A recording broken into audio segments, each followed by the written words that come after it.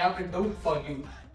National award வாங்கின ஒரு பயங்கரமான ஒரு விஷயத்தாலேயே உங்களுக்கு வந்து அடுத்த நேஷனல் அவார்டுக்கு ஐடியா ஏதாவது இருக்கா? ஏன் ஸோ இந்த மாதிரி பாடலாம் போறீங்க அப்படின்னு கேட்கற மாதிரி தமிழ்நாடு படத்துல பாடல் போடுறாரு ஜிவி பிரகாஷ் குமார். ஆமா, தங்கலான் படத்தோட 3rd சிங்கிள் வந்து ரிலீஸ் ஆயிருக்கு. உண்மையிலேயே அது வந்து வீடியோ சாங்கோட வந்து ரிலீஸ் பண்ணிட்டாங்க அப்படின்ற மாதிரி சொன்னாங்கப்பா, வெச்சிருவா அப்படின்ற மாதிரி சொல்லலாம். ஸோ அந்த பாடல் வந்து அவங்களோட ஜாகிரதையும் அவங்களோட கல்ச்சரையும் காட்டுற மாதிரியான ஒரு பாடல்.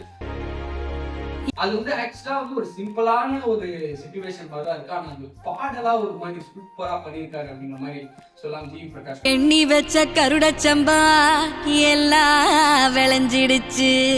பாடல் வந்து சொல்லிடுறேன், உண்மையாலே இந்த நாட்டுப்புற பாடல் வித் ட்ரைபல் சவுண்டிங் அப்படின்னு சொல்லிட்டு ஒரு மாதிரி சூப்பரா பண்ணியிருக்காரு அப்படின்ற மாதிரி சொல்லலாம். உண்மையாலே கண்ணாடி வளையல் இல்ல தன்னே நானே அடியே. நான் யோசிக்கிறது என்னன்னா, எனக்கு இது படத்தோட ஓப்பனிங் சாங்கா இருக்க கூட மேபி வாய்ப்பு இருக்கலாம் அப்படின்ற மாதிரி தோணுது. ஸோ படம் அதான் தெரியும்.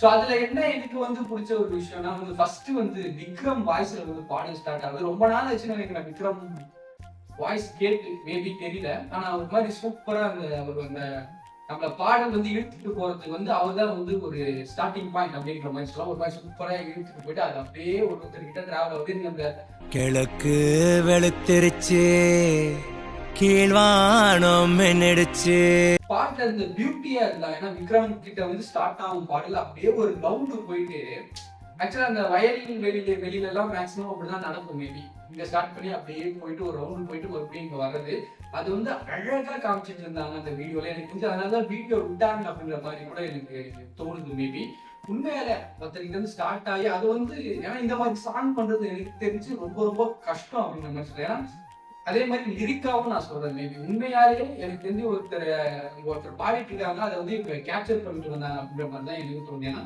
காத்திருந்த கனவு ஒருத்தர்கிட்ட இருந்து ஸ்டார்ட் ஆகி அது வேற விஷயமா லிரிக்கா வேற விஷயமா பேசி அது இன்னொருத்தர்கிட்ட போய் அப்படியே ஒரு மாதிரி சூப்பரா அதை அப்படியே வந்து ரொம்ப ஆர்கானிக்கா கலந்து. ஏன்னா ஒரிஜினலா அவ்வளவு ஆர்கானிக்கா இருக்கும். ஸோ அதே மாதிரி அந்த ஆர்கானிக்கா போயிட்டு மறுபடியும் வர்றது, அதே மாதிரி அதுக்குள்ள கதையை சொல்றது ஒரு விஷயம் இல்லை. ஒருத்தர் விராசுக்காரர் அப்படின்னு சொல்லிட்டு விராசுக்காரர் வரலாம் சீக்கிரம் வேலையை முடியும் அப்படின்னு லிரிக்கே பாட்டிலே சொல்ற அந்த ஒரு விஷயமா இருக்கட்டும். அங்கே மிரசு வரான் அடிச்சு மூடி. ஏன்னா அதெல்லாம் வந்து ரொம்ப யூஸ்வலா பண்றது வந்து, ஏன்னா அதை வந்து நம்ம வந்து சினிமால காட்டுறது வந்து ரொம்ப கஷ்டம். அவ்வளோ சொல்றது அவ்வளோ அத்தன்டிக்கா வந்து காட்டுறது ரொம்ப ரொம்ப கஷ்டம் அப்படின்ற மாதிரி சொல்லலாம். ஸோ அதான் சூப்பரா காமிச்சு அதுக்குள்ள வந்து அவர் ராஜா வராது வழிக்கு எடுப்பாங்க. அதை ஒருத்தர் பிடிக்கணும்னு நினைக்கும் போது அவர் வழிக்கு விழுந்தாலுமே அவர் வந்து தொட மாட்டாரா. ஸோ அந்த மாதிரி ஒரு விஷயம்லாம் வந்து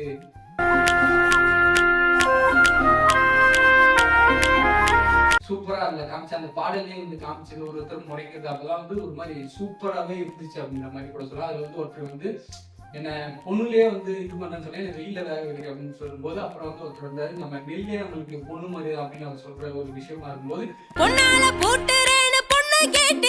அந்த எஜமானி அம்மா வந்து ஒரு மாதிரி முறைக்கிறாங்க. ஸோ அதெல்லாம் வந்து ஒரு மாதிரி சூப்பராக இருந்துச்சு.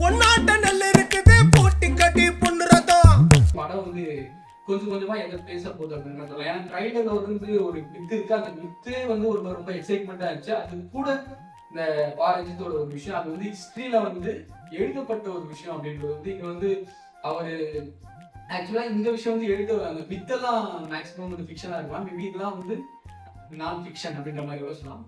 உண்மையாலே ஒரு மாதிரி சூப்பரா இருந்துச்சு படம். ஜிவி பிரகாஷ் குமார் உண்மையிலே டேக் அபவ் அப்படின்ற மாதிரி கூட சொல்லிக்கலாம். ஏன்னா நான் சொன்ன ஒரு சில பாடல் போட்டுடலாம், மேபி பார்த்தலாம் அந்த பாடல் கூட மேக்சிமம் ஏதோ ஒரு இதுல போறது ஒரு கஷ்டம் தான் போட்டுடலாம்.